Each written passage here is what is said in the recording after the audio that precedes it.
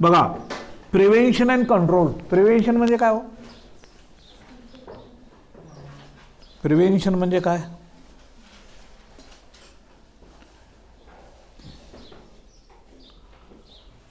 कोण बोलेंगे? आणि कंट्रोल म्हणजे काय? बरोबर, नियंत्रण. प्रिव्हेन्शन त्याला थांबवणे, कंट्रोल नियंत्रण करणे. लक्षात आलं? म्हणजे या शब्दामध्येच अर्थ त्याचा दडलेला आहे. कळालं मी काय म्हणतो या ठिकाणी? या शब्दामध्ये त्याचा अर्थ दडलेला आहे. कंट्रोल अँड प्रिव्हेन्शनमध्ये बघा या ठिकाणी द एज ओल्ड एजेस, त्या एजेसचं त्या ठिकाणी प्रोवर्ब आहे is prevention is better than cure. याच्या अगोदर सांगितलं मी. आणि मग prevention is better than cure याचा अर्थ काय? Prevention is better than cure.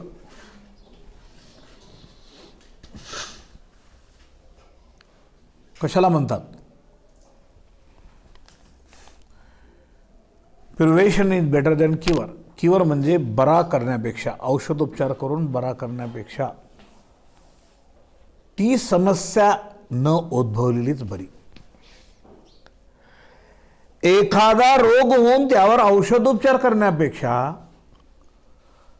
त्या तो रोगच होऊ न देणे सर्वोत्तम उपाय आहे.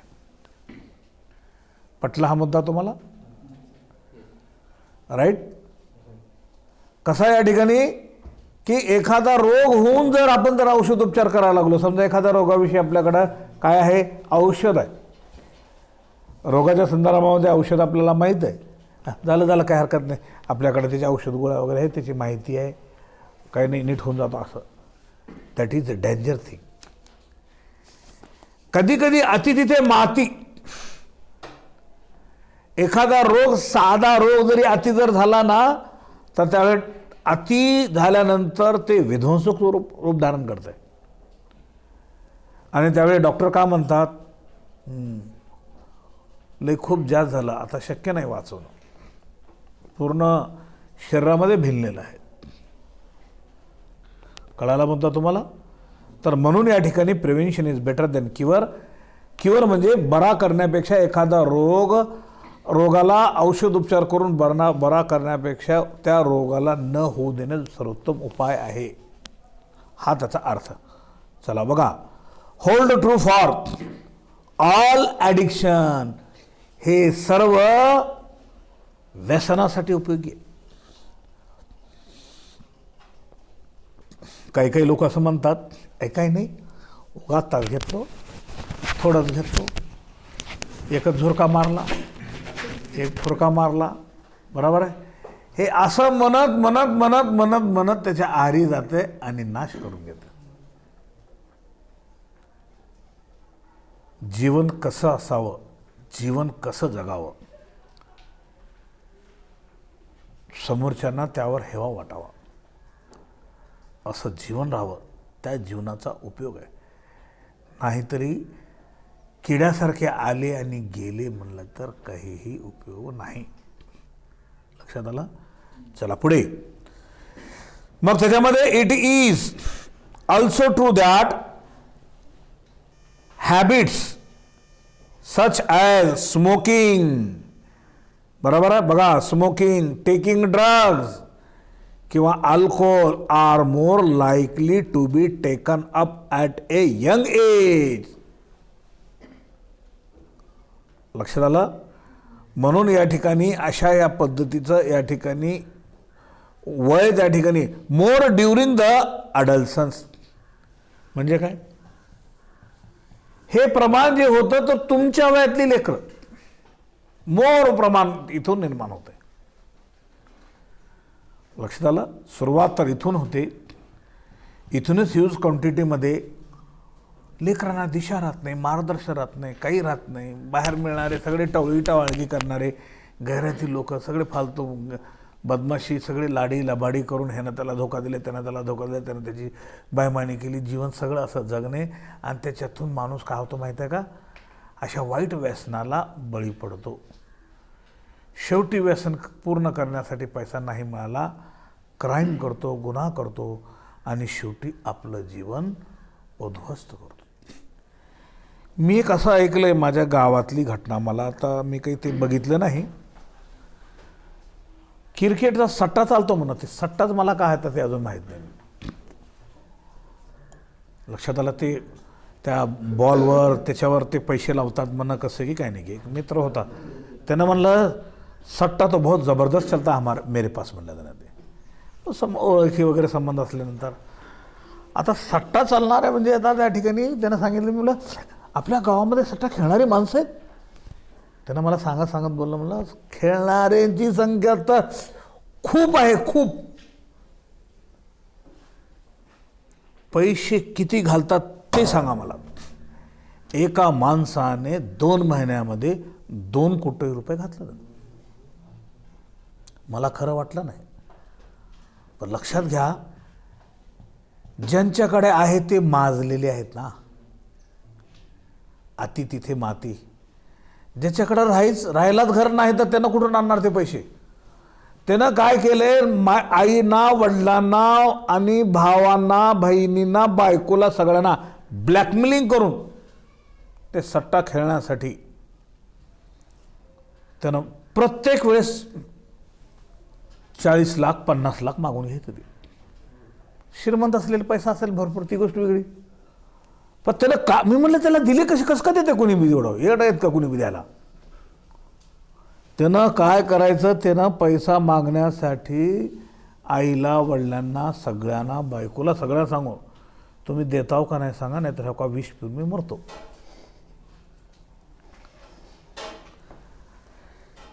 तसं करू नको माया. आणि घेताना त्यांना मी एवढाच वेळच घेतोय, आता ह्याच्यानंतर घेणार नाही. त्याच्यावर उधारी चालते म्हणा त्याच्यावरती. मला तर ते कमाल वाटले त्या ठिकाणी, खरंच वाटलं नाही मला. पण नंतर लक्षात आलं की आता मृत्यूची धमकी जर दिली आणि घरी जर पैसा जर असला तर मायबाप गरीब काहीतरी लेकरू वाचा म्हणून आणखी त्यानं म्हणलं तर ती 2 कोटी तर सोडून द्या, आणखी त्याच्याकडे 30 लाख रुपये त्याच्या अंगावर आहेत म्हणलं. आता आई वडील म्हणलेले ह्यानं मेलं तर बरं आहे, ह्यानं जिवंत राहू नये. कारण आता त्यांच्याकडे कुठून आणणार त्याने ते. आणि बायको या स्टेजवर आली, हे हरामखोरांना तर स्वतः काहीच कमवून आम्हाला तोंडात अन्न काही घातला नाही आणि आम्ही कमवून खातो तर आमच्याकडे असलेला पैसा तेही खाऊ देत नाही आम्हाला, ह्यानं मेलं तर बरं आहे, अशा प्रकारची स्टेटमेंट. नशा आहे. लक्षात आलं. त्यानं बर्बाद होऊन गेलं म्हणल्यासारखं. मी म्हणलं हे खरं आहे का, मग नाव सांग म्हणलं कोण आहे. नाव सांगितलं फलाना गावातलं. हां, मी म्हणलं खरं आहे, पैसा खूप आहे, घातलं. आणि अशी म्हणजे बघा, लक्षात घ्या माणसं कसं वाम मार्गाला लागतात हे या ठिकाणी त्याचं कल्पना दिली तुम्हाला. त्याच्यामध्ये मी सांगतो की या वयापासून सुरुवात होते. हे जी वय आहे ना, तुमच्या वयाची पोरं आईवडिलांना ब्लॅकमेलिंग खूप करतात बरं, खूप ब्लॅकमेलिंग करतात. तुम्ही देणार हो का नाही सांगा, नाही तर उद्यापर्यंत बघा काय पर पोरच करतात असले, पुरीवर सुद्धा करतात. मी बघितलेलं आहे, मुलींना सुद्धा बघितलेलं आहे. बरोबर आहे. आई हवळी असते, बाप थोडासा कठोर असतो, बरोबर आहे. पण प्रमाण मुलांचं जास्त, खूप जास्त. कारण म्हणून मी सांगत असताना वस्तुस्थिती सगळं सांगतो ते, बरोबर आहे. तर अशातून मरून सुद्धा जातात. काय करतील मायबाप, ह्याच्यापासून आम्हाला सुखच नाही, आमचं आम्हाला खायला सुद्धा देण्यात झालं म्हणून परेशान होतात त्या ठिकाणी. असा त्याचा अर्थ या ठिकाणी. म्हणून या ठिकाणी बघा, त्याच्यामध्ये या ठिकाणी दिलेलं आहे, it is best to identify the situations that push and adolescents toward use of drug और alcohol and to take the remedial measures well in time. Remedial म्हणजे उपाय. तर या ठिकाणी काय केलं जातं असं त्यांना म्हणतं, या ठिकाणी it is best to identify the situation that push. तिथं पुशिंग केली जाते. लक्षात आलं काय म्हणतो? तुमच्या वयातली लेकरं आई वडिलांना चकल्या कशा देतात, खूप उदाहरण देतो तुमचे, खूप देतो, खूप. बरोबर आहे? घरी बाप बसलेला आहे, वॉच करते बाप ह्यानं कधी घरातून जाते म्हणून, बघा ह्यानं कसं नाटकं करते म्हणून. ह्याचे मित्र कंपनी त्याला बाहेर थांबून काहीतरी खुणवतात, ते त्याला दिसावं. मोबाईलवर सिग्नल पाठवतात, मेसेज पाठवतात. बरोबर आहे? किंवा घराच्या बाहेर थांबून एक वेगवेगळ्या प्रकारचे आवाजं काढतात. हे अशा आवाजाने मी दुसरंच बोलतो, तू ओळखून घ्यायचं. शिळ्या घालतात त्या ठिकाणी, शिट्ट्या वाजवतात. आणि त्यासताना आणि तिने पोरं तुमच्या वातलं कसं करते. बाप जरी एवढं दंडक जरी असला ना, खमक्या जरी असला ना, बापाला कसं चकलं देते लेकर सांगतो. बाप तिथं बसलेलं आहे, त्याने तिथून तिथं जाते अगोदर, तिथून तिथं जाते, असं असं असं असं करत करत करत करत करत बापाला वाटतंय घरात फिरला रे, हे घेऊ लागलं ते घेऊ लागलं, फटपुणं सटकून जातं. बाप दचकून अरे रे आत्ताच होतं आता. मग बायकोला विचारत कुठे गेलं त्यानं. आई आता तुमच्यात देखत होतं त्यानं आणि तुम्ही मला विचारला. एवढे लेकरं चॅप्टर असतात. आणि नंतर फोन लावला त्याला त्या ठिकाणी, कुठं आहेस रे तू? काय तुम्हाला कळतं, मी पिरियडमध्ये होतो हो का, पिरियडमध्ये फोन उचलून देतात का आमची सर? कमाल झाली तुमची. काय म्हणावं त्या बापांना, का चुपच बसते ती. मग आणखीन तर त्याच्यापेक्षा म्हणायला लागलं, अरे तुला त्यावेळेस मी फोन लावतो उचलला नाहीस तू, नालाय कुठलं. अरे नमाज में था जी मैं, नमाज में रहने के बाद फोन उठाते रहते. बाबा बाबा ह्यांना असं काय प्रार्थना करू राहिली की देवाची भक्ती की जगाच्या पलीकडची. आणि हे कधी जात नाही, ते प्रार्थना करत नाही, काही करत नाही, अवघी लाडी लाबाडी करून असं त्या ठिकाणी. हे तुमच्या वयातली लेकरं. तुम्ही नाही बरं, तुम्ही खूप सज्जन आहो, खूप म्हणजे खूप सज्जन. तुमच्या इतकं सज्जन जगातच नाही मग, ते तुम्हाला आणि मलाच माहीत आहे. बरोबर आहे ना? हां, चला पुढे. त्याच्यानंतर पुढे बघा, या ठिकाणी आणखीन या ठिकाणी असं सांगितलं, इन दिस रिगार्ड्स, अशा परिस्थितीमध्ये the parents and teacher have a special responsibility. अशा वेळेस त्या लेकराकडे पालकांची आणि शिक्षकांची खास लक्ष पाहिजे. मी तर माझी जबाबदारी पार पाडतो. मी लेकरांना सांगतो, उपदेश देतो, टोकतो, रागवतो, उदाहरण देतो, असं करू नये तसं कर, हे सगळं शिकवत सांगतो. आलं लक्षात? मला जर कुणी विचारलं तुम्ही शिकवताना सांगता का लेकरांना? हो सांगतो मी. बरोबर आहे? आता लेकरं किती वापर करते ते त्यांचा तो विषय. मी आता काही तुमच्या घरी येऊन तुमचं बघू शकणार नाही. बरोबर आहे का? तुम्ही कुठंतरी बसून बिड्या उडलावला, सिगारेट उडलावला, बरोबर, तुटके फुटके ते पडलेले लोकांच्या बिड्या घेऊन तुम्ही फोकस बसलावला, मला काय माहिती आहे का? नाही. काही एखादं काही बिअर बी पेत असतील काही पोरं, काय सांगता येतं कोणाचं बघितलेलं आहे का? बरोबर, तुम्ही नाही, दुसरे हो. तुम्ही सज्जन आहात हे मला माहीत आहे आणि तुम्हाला माहीत आहे. मला guarantee, full guarantee, no compromise, त्याच्यामध्ये काही कॉम्प्रोमाइज नाही असावं, असं माझं मत आहे. चला पुढे बघा, या ठिकाणी आणखीन काय म्हटलेलं आहे. त्याच्यानंतर आता हा धडा इथे आपल्याला संपलेला आहे. आता ह्याच्यामध्ये यूज युअर ब्रेन पॉवर, तुमच्या डोक्याचा वापर करून तुम्ही या ठिकाणी काही माहिती आहे तर ते तुमचं प्रोजेक्टच्या रूपानं आहे, ते तुम्ही या ठिकाणी बघा. काय म्हणते या ठिकाणी, D addiction may be difficult but not impossible. D addiction म्हणजे काय? व्यसन सोडणे हे अवघड आहे मात्र अशक्य नाही.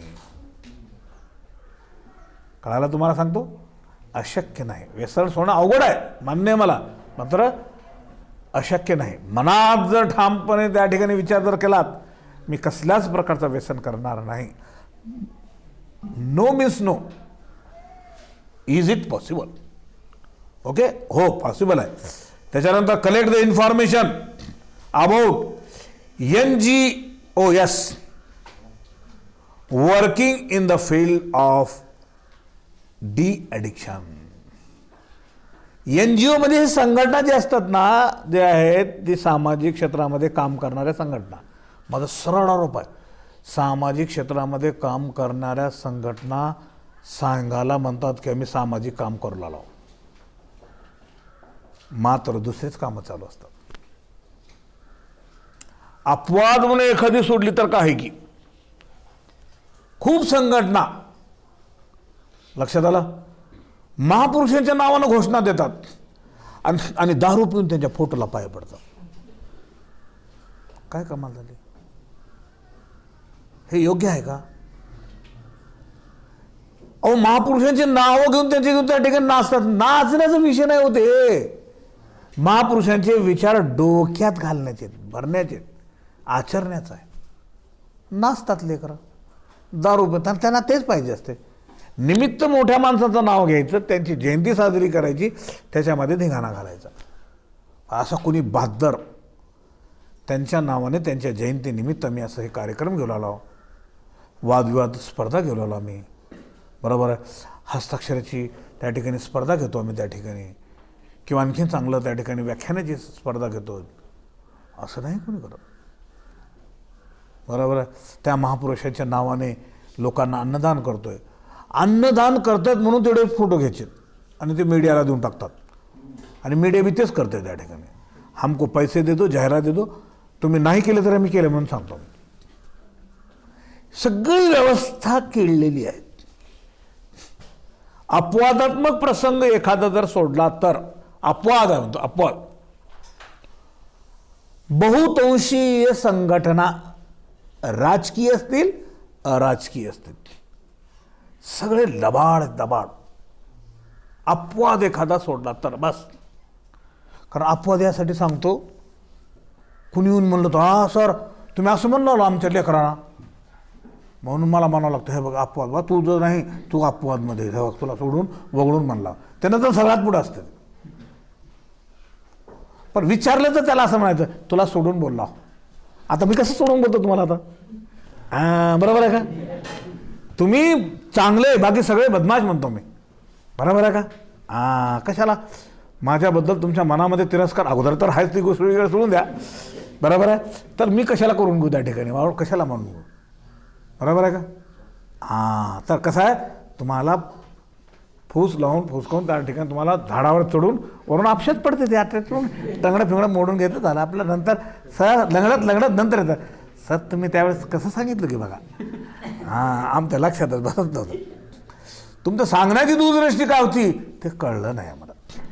बेटा त्यासाठी त्यावेळेस कळलं नाही. हे बघ असं होणार आहे, यावेळेस कळणार आहे, म्हणून हे बघ आता याच्यासाठी ठेवलं आहे. आता कळलं ना, बाद झालं, ह्याच्यासाठी आहे. आता आलं लक्षात? हां, असा त्याचा अर्थ आहे. चला त्याच्यानंतर आता बघा या ठिकाणी काय इथं काही हे दिलेले ॲक्टिव्हिटी करण्यासाठी दिले त्यांनी, आहे का?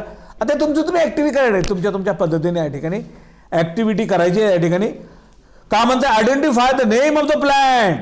ही प्लॅन्ट कोणती आहे, ओळखायचं नाव, and list the different types of drug derived and obtained from the same. ही प्लॅन्ट कोणती आहे आणि या प्लॅन्टच्या संदर्भामध्ये याचे टाईप्स ड्रग कोणकोणत्या प्रकारचे मिळतात आणि त्याच्यानंतर आणि याच्या संदर्भामध्ये आपल्याला या ठिकाणी याच्यापासून कोणते कोणते औषध मिळतात किंवा ड्रग्ज मिळतात, असा त्याचा अर्थ आहे. वाटलं तर एक शब्द एक लिहून देतो तुम्हाला, लिहा तुम्ही ते याच्यामध्ये रिकाम याच्यामध्ये लिहा त्या ठिकाणी आन्सर म्हणून त्याच्यामध्ये ॲक्टिव्हिटीमध्ये. Number 1, plant. The plant shown is opium papaya. The plant shown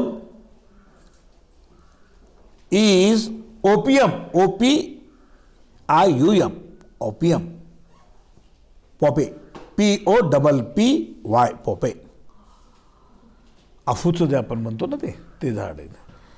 कंसामध्ये बघा आणखीन त्याचं शास्त्रीय नाव लिहा त्याच्यामध्ये कंसामध्ये, पापावेरा सोमिनिफेरम, P-A परत P-A-V-E-R, papa where सोमनिफेरम, S-O-M-N-I-F-E-R-U-M, सोमनिफेरम.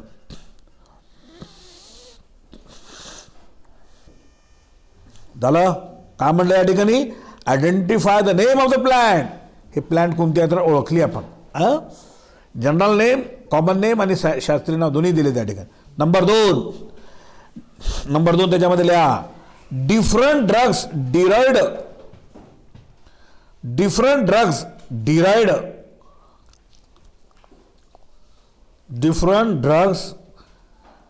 Derived obtained from, त्याच्यापासून तयार केले जातात किंवा मिळवतात. डिफरंट ड्रग्स डिराइव्ड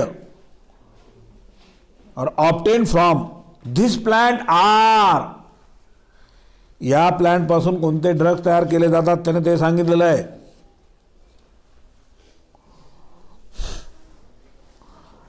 बरोबर आहे. त्याच्यामध्ये लिहा morphine, MORPHIN morphine, comma heroin HEROIN heroin. Heroin म्हणजे चित्रपटातली नटी नाही बरं का. हां, ना तर तुम्ही म्हणताल सर हेरोइन, असं नाही. काही चिंता नाही. त्याच्यानंतर cocaine,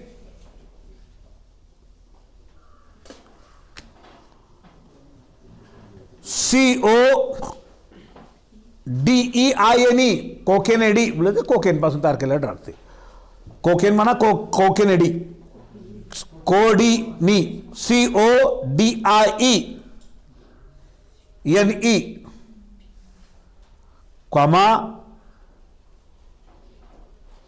थिबेन THEBAINE thebaine comma papaverine PAPAVERINE.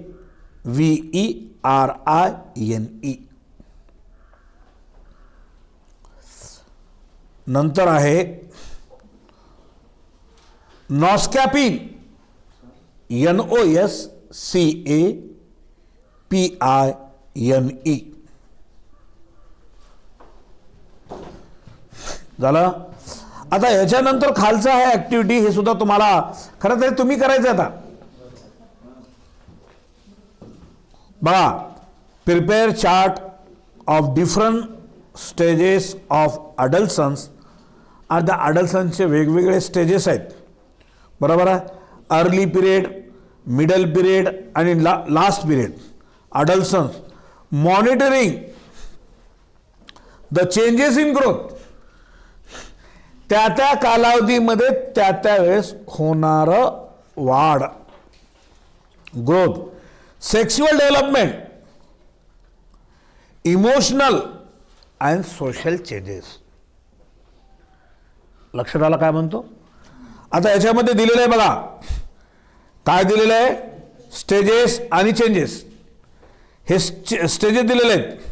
Growth, sexual development, emotional आणि सोशल डेव्हलपमेंट.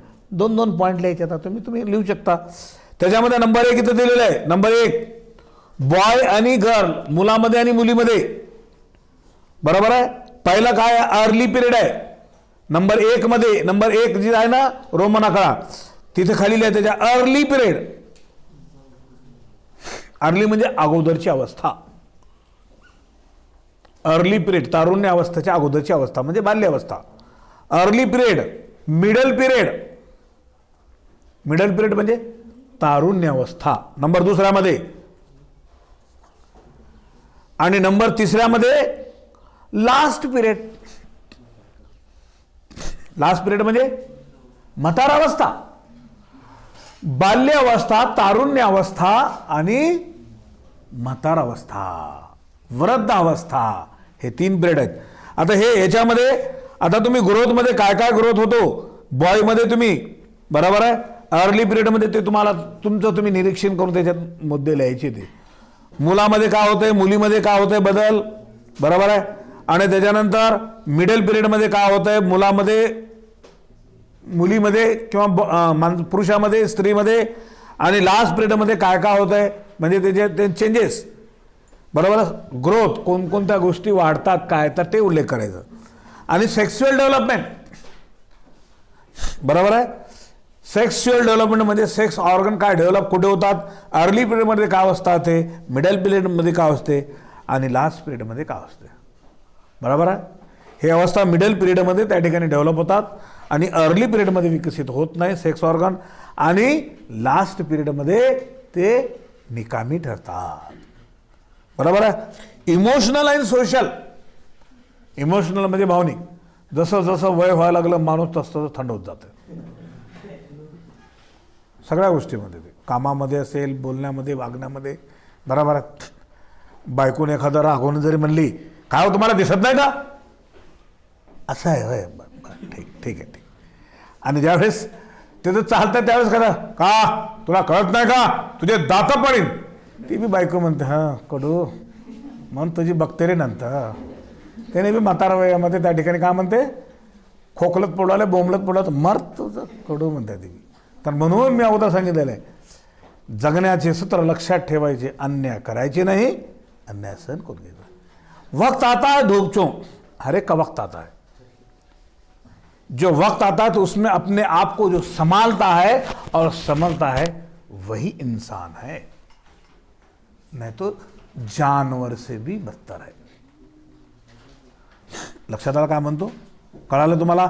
हे तुम्ही आता हे याच्यामध्ये तुमच्या तुमच्या पद्धतीने तुम्ही त्या ठिकाणी लिखाण करू शकता, तुम्हाला जे वाटतं त्या पद्धतीने. चला आता बघायचे होमवर्कचे काही प्रश्न तुम्हाला ऑब्जेक्टिव्हचे काही देतो, तुम्हाला ऑब्जेक्टिव्हचे काही होतेत का नाही की आता या वेळेमध्ये. Question number 1 multiple choice question. Tick करा चला फक्त त्या ठिकाणी, मल्टिपल बी झाले तर बस झालं आपलं या ठिकाणी या टायमिंगमध्ये. Which of the following is not caused by the unsterilized needle. Unsterilized needle कोणत्या सिच्युएशनमध्ये गरज नाही म्हणताय, एलिफंटॅसिस, बी एड्स, मलेरिया, हेपॅटिसिस. बरोबर 1 2 3 पर्याय दिलेले आहे, त्याच्यापैकी एलिफंटॅसिसला राईट करा. तिथं निडलचा संबंध येत नाही, ते हत्ती रोग आहे. बरोबर, ते डासापासून सुरू झालं की तिथून त्या ठिकाणी तो प्रॉब्लेम होतो. चला नंबर 2 ओपियम डिराइव्ह इज. बरोबर, opium derive is codeine, caffeine, heroin, psilocybin. आता ह्याचा पर्याय सी हिरोईन ओपियम पासून मुख्य आहे. Number 3 the stimulant present in tea is. Stimulant म्हणजे त्या टी मध्ये कोणतासा घटक असतो की मेंदूला तरतीत करणारा. टॅनिन दिलेला आहे, कोकेन दिलेला आहे, कॅफीन दिलेला आहे, क्रॅक दिलेला आहे. सी पर्याय कॅफीन. ओके चला next. Which of the following is caused by smoking. स्मोकिंगमुळे त्या ठिकाणी काय होतो, लिव्हर खराब, अगोदर म्हणजे liver cirrhosis, pulmonary tuberculosis, emphysema, malaria, हे त्याने सांगितलेलं आहे. सी पर्याय emphysema.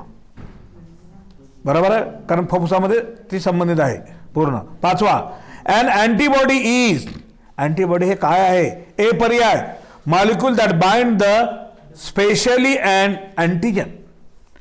B WBC which invade the bacteria. C secretion of mammalian RBC. D cellular compartment of blood. ए पर्याय राईट करून टाका. अँटीबॉडी हे अँटीजनला बाइंड करतात, त्याला मारून टाकतात, संपवतात.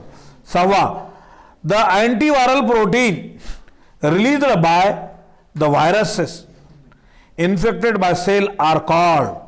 ए पर्याय histamine, B interferon, C pyrogens, D allergens. त्याचं बी पर्याय इंटरफेरॉन. बरोबर आहे. 7 या ठिकाणी घ्या. Both beta cell and T cell are derived from. Direct पर्याय घ्या थायमस ग्लँड करून टाका, आता वेळ आपल्याकडे कमी आहे. बरोबर, थायमस ग्लँड ते महत्वाचं आहे तिथं. 8 घ्या. Which of the following diseases can be contracted by droplets of infection. त्याच्यामध्ये सी पर्याय निमोनिया. पी सायलेंट आहे तिथं, निमोनिया विचारलं नाही. 9 घ्या. Confirmatory test used for detecting the HIV infection. Direct B पर्याय वेस्टर्न ब्लॉट टेस्ट, ते राईट करत आला. एलिफेंटसिस कॉज्ड बाय ए पर्यायालाच राईट करून टाका. उशिरा ब्रँकटिस. ओ म्हणजे डब्ल्यू, ब्रँकॉफ्टी असं दिलेलं ते. 11वं या ठिकाणी innate immunity is provided by direct C पर्याय लिहा टी लिम्फोसाइट. ओके.